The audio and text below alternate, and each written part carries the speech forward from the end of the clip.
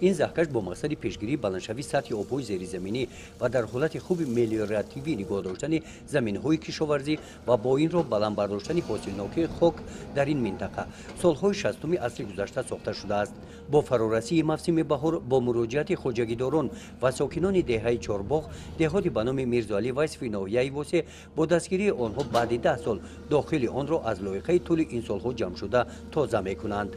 خواجگیداران دهه چهارباغ برای آبادی کردن زمین‌های کشاورزیمان خیلی تکنیک‌ها آورده جبرها کانال‌ها را کار کرده با مقصد که جبرهای درون قشلاق دهه را کار کرده و برای زمین نزد حولیه هم استفاده بردن آب.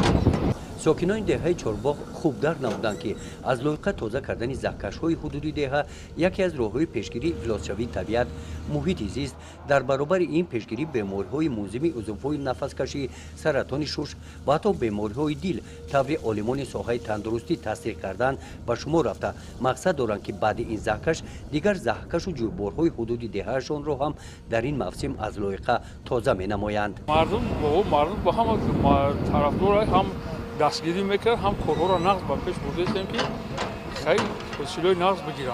همین موسم را با چقدر درخت شنوندید؟ همین موسم را خیلی ممکنه 100 دونم زیاد آورده شنودگی ارچا خیلی توت برای توت زمین‌ها دا خیلی کدر با کدر استیم با میکنیم با مقصد هست.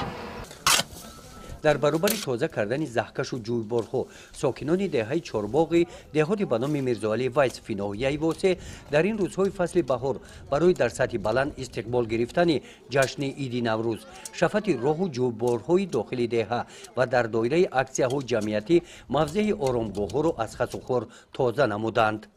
همین گونه حشرهای تازه‌کاری ها به استقبال عید نوروز در دیگر دهات‌های ناحیه واسه ادامه دارند.